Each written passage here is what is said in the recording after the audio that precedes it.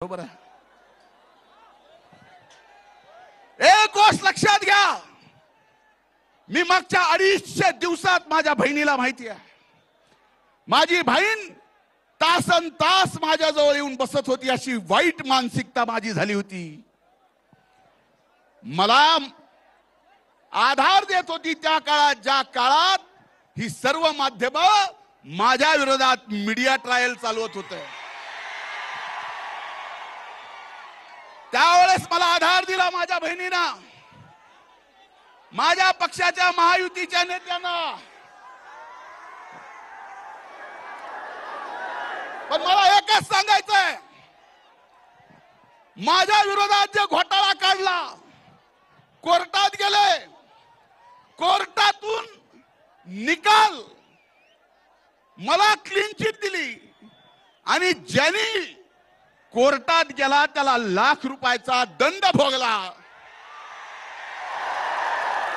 हे चुकीचं कसं केलंस म्हणून, आणि एवढं होऊन सुद्धा मी आज तरीही शिक्षा भोगतोय। हे लक्षात घ्या। म्हणून आज दसऱ्याच्या मेळाव्यात शेवटच्या 2 मिनिटात मी आपल्याला एवढं सांगतोय, या दसऱ्याच्या मेळाव्यात मी एवढंच सांगतोय, ना आम्ही कुणाला विरोध केला, ना आम्ही कुणाच्या विरोधात आहोत।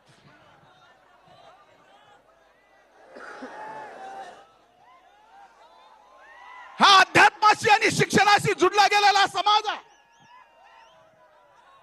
म्हणून माझी आपल्याला सगळ्यांना विनंती आहे